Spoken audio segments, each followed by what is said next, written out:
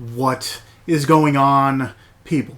I am here for, if you couldn't tell by the title, another movie review. And this one actually does not come out until December 15th. It's put out by Artspoitation Films. It's from South Korea. Let me get that right. It's South Korea.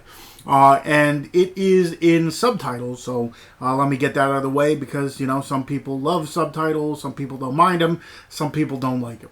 So, just so you know, this movie is in English subtitles. So, if you don't mind reading your movie, this one, I think, will definitely be up your alley. It's not so much a horror movie. It's more of a thriller, crime-type movie that has a little bit of gore aspects in it. Not too much, but it has, you know, a little bit in it. You know, blood splatters here and there. People getting hit by cars here and there. But nothing like full out, you know, horror movies. So anyway, this movie is called, if you couldn't tell by the title, Beasts Clawing at Straws. So like I said, this is a South Korean movie.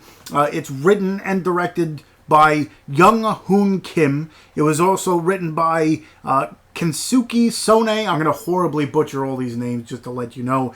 But I guess it's based on a novel by Keisuke. It stars Do-yeon, also Woo Sung-jung, and Sung Woo Bae is the the main three that are listed on IMDb. So pretty much what this one is about, it's all about a Louis Vuitton purse with a whole bunch of money in it, and it's revolved around many of people. And each person kind of has their own story with it.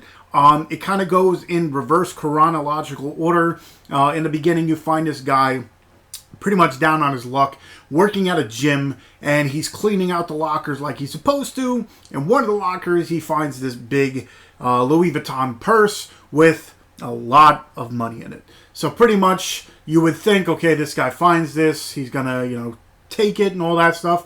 But you find out, you know, he's a, you know, respectable worker. He, you know, not making that much money. You find out that he lives with his elderly mother and the person that lives with it. I couldn't tell if she's his wife or not.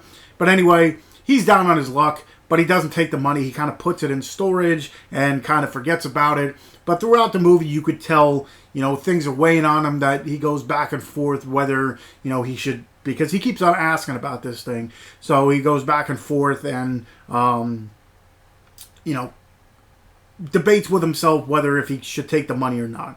So anyway, throughout the movie, you learn how that, you know, Louis Vuitton purse or bag or whatever got there. You learn that throughout the movie, there's a whole bunch of people, whether it be, you know, seems like drug dealers or loan sharks or, you know, people that are, you know, in shady businesses. There's, let's say, a hooker in this one. There's a drunk abusive husband. There's a, like, boyfriend type deal. Don't want to get way too deep into it because, again, it's one of those things where it goes in, like, reverse chronological order. And in the beginning, you're like, where did this come from? And then as the movie goes along, it tells you how that got there, why it was there, what's going on with it, who's looking for it, and so on and so forth.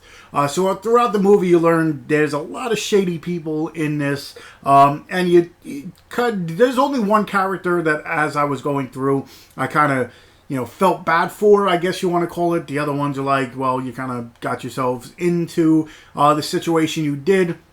And then by the end of it, it all wraps it up. Like, it starts one way, you learn the story, and then by the end, it kind of caps off the whole story, and you learn what goes on and what happens. So some people are there, wrong place at the wrong time kind of deal. There's other people there that are, you know, just evil people and doing some evil stuff.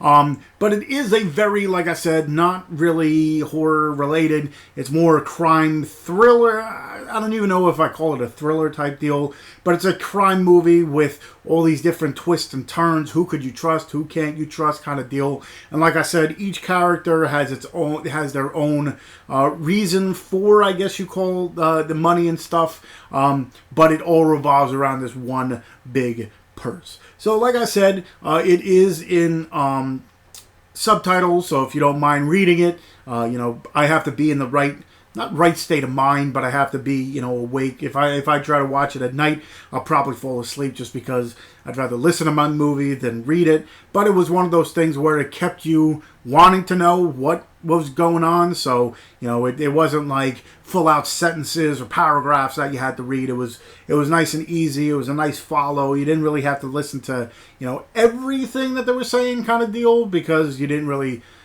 miss too much besides names and some of the characters. It was tough to tell who was new and who was there, because it was different, like a different timeline throughout the movie as well.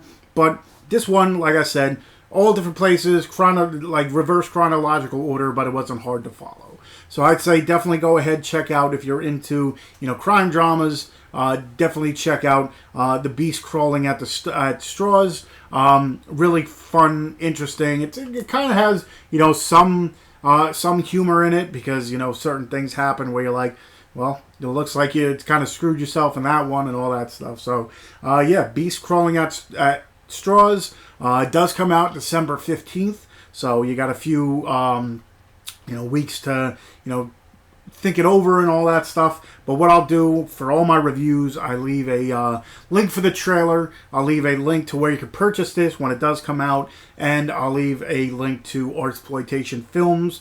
Artspoitation Films is one of those where they put out a lot of independent stuff and a lot of stuff from like overseas that some companies won't put out or won't feature and stuff. Artspoitation is really good with that. They put out a lot of independent stuff from all over in every genre, so definitely check it out. Like I said, check the description for that. I'll also leave all the links to my other social media.